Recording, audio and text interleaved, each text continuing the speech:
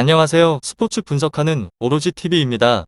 오늘도 근거 있는 영상 준비해드리겠습니다. 구독과 좋아요는 저에게 매우 큰 힘이 됩니다. 영상 하단 고정 댓글 클릭 후 메시지 주시면 적중률 높은 무료 조합픽을 정보방에서 공유해드리고 있습니다. 9월 17일 유로파 2경기 프리뷰 시작하겠습니다. 첫 번째 경기는 스타드렌 토트넘 축구에 대해서 알아보도록 하겠습니다. 우선 렌은 이번 대회에서의 성적에 대해서 좋게 나올 수 있다라고 기대를 하고 있는 중입니다. 토트넘은 제일 강력한 우승 후보라고 볼 수 있을 것 같은데 렌팀은 토트넘의 아성에 대해서 도전을 하게 되는 팀입니다. 지난번에 시즌에 팀을 이끌게 되었던 은존지 카마빈가 선수가 모두 팀을 떠나긴 하였지만 산타마리아 타이트 선수가 중원에서 나서고 있는 중이기 때문에 라보르드가 공격전에 새롭게 합류가 된 것입니다. 벨기에 국대에서의 후반전의 교체로 제일 먼저 나서게 되는 보쿠 선수는 최전방에서 이선을 휘젓고 난 다음에 상대방의 수비를 무너뜨릴 수 있습니다. 렌팀은 휴식기를 전후를 한 다음에 랭스 앙제 등에서 잇따라서 무득점에 패배를 당하게 되는 등 흐름에 있어선 좋지 않는 곳입니다. 홈 2점을 살릴 수 있고 돌파구를 만들어가는 데 있어서 초점을 둘 것으로 예상을 할 수 있지만 의도를 한 대로 승부가 풀릴지에 관해서는 미지수로 남아있습니다. 이곳은 프랑스의 리그앙 위를 자리하고 있는 곳으로 최근의 흐름은 좋지 않고 로젠보리 유로파리그 컨퍼런스 2경기에서 각각 3대1, 2대0으로 이기게 된 곳이기도 합니다. 낭트와 열게 된 홈의 경기에서도 1대0으로 이기긴 하였습니다. 그렇지만 스타드렌 토트넘에 있어서 최근의 리그 2경기에서의 랭스 앙제 각각 0대2로 지게 되었으며 2경기 중에서 사실점을 하게 되었고 득점은 없는 편입니다. 좋지 않았던 흐름 속에서 상대방 팀을 만나게 된 것입니다. 렌팀이 토트넘 호스퍼와 2021에서 2022 유로파 컨퍼런스 리그를 치르게 되는 것으로 렌은 지난번에 시즌 엄청난 모습으로 팬들에게 나서게 되었습니다. 확실하게 가면 갈수록 성장을 하는 모습을 보여주고 있는 중이며 이번에도 마찬가지로 지난번의 경기에서 무승부를 기록했습니다.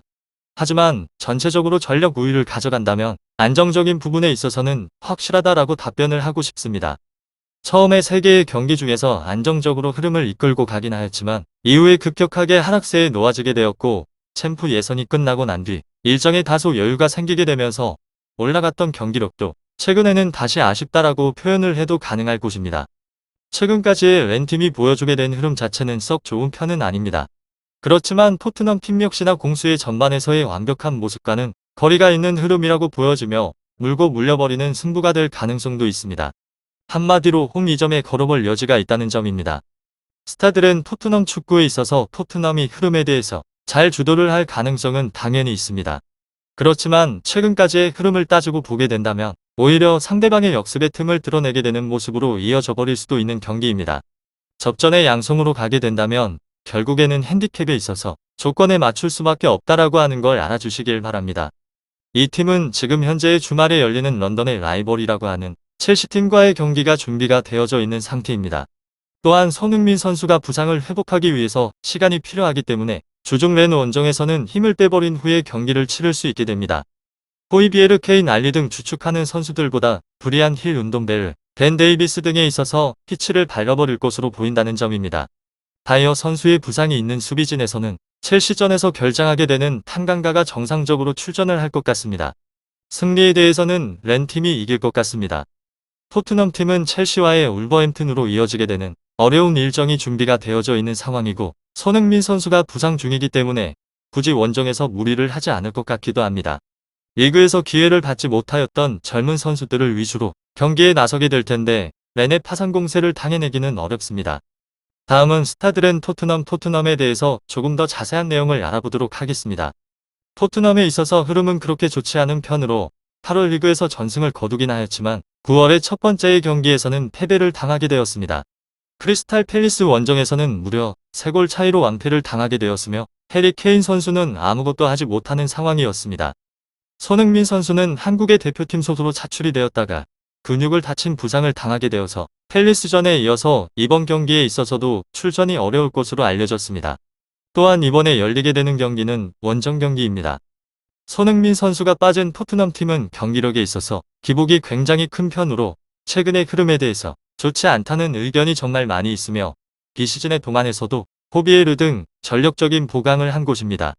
손흥민 선수는 햄스트링 부상으로 인해서 극적으로 들어와서 엄청나게 큰 활약을 보여주고 있으며 해리 케인의 이적의 상황에 대해서는 굉장히 궁금할 것입니다. 그래도 전체적으로 보게 되면 보강을 많이 한 상태이기도 하고 누누 산투 감독님이 부임을 하면서 전술적으로 변화도 생겼습니다. 확실하게 이전보다는 공격적으로 흐름을 가져간다고 하긴 하지만 손흥민 선수가 종아리 부상으로 이탈을 하게 되었습니다. 스타들은 토트넘 축구 잘 알아보고 결정하세요. 두 번째 경기는 레스터 나폴리 축구에 대해서 알아보도록 하겠습니다. 우선 레스터 팀은 이번 시즌에 있어서 유로파에 진출을 하게 되었습니다. 나폴리 팀은 시즌의 초반 경기력에 있어서 올라와 있는 중이며 지난번의 시즌에 있어 유로파 32강에서는 슬라비아 프라하에 패배를 하면서 탈락을 하게 되었고 리그에만 집중을 하기 위해서 어느 정도만 버티게 된다는 면도 보이긴 하였지만 결과에 대해서는 좋지 않았습니다. 이번에 유로파에서 더 집중을 하고 경기에 나설 것으로 예상을 해볼 수 있을 것 같습니다. 최근에 3번의 경기에서 이번에 패배를 당하게 되는 등 여러가지 팀의 분위기에 있어서도 떨어져 있기 때문에 분위기를 전환하기 위해서 승리는 무조건 필요한 법입니다. 이에 아나초 메디슨 바디 선수들의 공격진에 대해서 정상적으로 가동이 될 것으로 버틀랜드 카스타뉴 선수들은 측면에서 상대방의 허점을 노리게 될 것입니다. 이곳은 맨시티를 상대로 하여서 나름대로의 집중력을 선보이게 되었으며 결국에는 고비를 넘기지는 못하면서 패배를 맛보게 되었습니다. 안방에서 갖게 되는 이번 경기에 있어서는 나름대로 공격적으로 승부를 풀어나가는 데에 있어서 집중하는 모습을 예상을 해볼 수 있습니다. 레스터 나폴리에 있어서 지난번의 시즌은 마지막이 굉장히 좋지 않았으며 챔스의 진출권을 얻을 수 있다는 점에 있어서 시즌에 대해서 아쉬움을 삼키게 된 곳이기도 합니다. 이번에도 마찬가지로 전체적으로 조직력에 있어서는 확실하다 보여지고 제이미 바디 건재를 하다가 7월이 이적을 하면서 수비에 대한 사항이 다소 불안하다는 점도 있습니다. 최근에는 에스턴 빌라에 패배를 하면서 아쉬움을 삼켰으며 조직력에 있어서 이걸 잡아버리는 것이 굉장히 중요한 사항이라고 보여집니다. 조직력에 따라가기에 경기계 주도권에 있어서는 달라질 수도 있다는 점이 핵심입니다. 다음으로는 나폴리에 대해서 알아보도록 하겠습니다. 지난번에 주말 유벤투스를 잡고 난 후에 밀란 로마와 같이 세리에 공동적인 선두권을 이루고 있는 중입니다. 밀란을 제외시키고 리그에서 최소의 실점을 기록하게 된 팀인데 쿨리발리 마뇰라스 최후방의 수비적인 라인에 있어서 무리 셀 틈이 없어서 지키고 있는 중이기도 합니다. 부상을 당하게 되었던 지엘린스키 선수가 복귀를 하게 된 중원에서는 풀럼에서 임대로 영입을 하게 된 안기사 타이트하게 수비력으로 뒤에서 지원을 아끼지 않고 있습니다. 유로 20의 이태리의 우승 주역인데 로사노 오시멘 인신의 선수입니다. 레스터 나폴리 축구에 있어서 흔들리고 있는 유베를 상대로 하여서 역전승을 거두게 되면서 기세에 올리게 된 이곳의 자신감에 있어서도 한층 커져버린 상태입니다. 신중하게 원정의 승부에 집중을 하게 된다면 돌파구를 찾아가는 데 있어서 초점을 맞추려 할 것으로 예상을 해봅시다. 이곳은 최근에 기세를 타게 된 부분에 관해서는 부인을 할 수 없는 부분이긴 하지만 전체적으로 힘을 따지고 보게 된다면 당연히 레스터 팀이 우위를 점하고 있다는 점은 부인을 하기가 힘이 듭니다. 공격적으로 나서게 되는데 이게 도움이 될 수도 있다는 점도 함께 알아주세요. 지금까지의 흐름이 좋지 않는 점이 있는데 전체적으로 따지고 보게 된다면 강팀적인 이미지가 강하긴 하였지만 코로나19의 영향을 많이 받게 되었습니다. 원정의 경기력에 있어서 형편이 없이 흘러가면서 아쉬움을 삼키기도 하였으며 이번에도 마찬가지로 새 시즌을 하는 동안 전력적으로 보강을 하였고 반전의 흐름을 볼 수 있을 것 같습니다. 흐름은 나쁘지 않고 출발이 좋은 상황이라는 점이며 지난번의 시즌에서는 코로나 때문에 전체적 변수가 많았는데 이번에는 다른 점이 핵심입니다. 최근의 전반적인 경기력을 보게 되면 살아나고 있는 곳이기도 합니다. 레스터 나폴리 이 두 팀에 있어서 우선적으로 저의 생각은 어떠한지에 관해서 풀어보도록 하겠습니다. 승패에 대해서는 갈리지 않을 것 같습니다. 상대방의 수비를 깰 수 있는 이에아나초 그리고 결정력에 있어서 바디가 계속해서 기회를 노릴 것 같습니다. 안기사 루이스 선수가 포백을 보호를 할 수비진을 넘겨버리기 힘이 들고 하지만 역시 주요 공격적인 루트인 측면에서의 벨기에의 국대 윙백 카스타뉴 선수가 나설 곳이 보전을 할 수 있을 것 같기도 합니다. 레스터 맨디 포란 저스틴 선수들이 쉬고 있으며 이 선수들은 장기적인 부상 자원들이기도 합니다. 나폴리의 팀은 굴람 알렉시스 로보카 인신피 엠메 선수 등이십니다. 부상을 당하게 되어서 이탈하게 되었으며 인신내의 이탈에 대해서는 결코 가벼운 문제점은 아니라고 할 수 있습니다. 공격적인 부분에 있어서 꽤나 큰 자리를 차지하고 있기도 하고 정말 중요한 역할을 하는 선수이기도 합니다. 흐름이 이번 시즌에 있어서 정말 좋은 상황이라는 점을 체크를 해보시길 바라며 최근에는 유벤투스 팀을 2대1로 졌기도 하였습니다.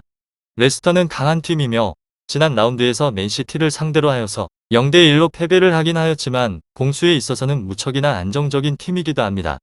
레스터 나폴리 축구에 대해서 더 궁금하신 사항은 문의를 주신 후 이야기를 나눠보시길 바랍니다.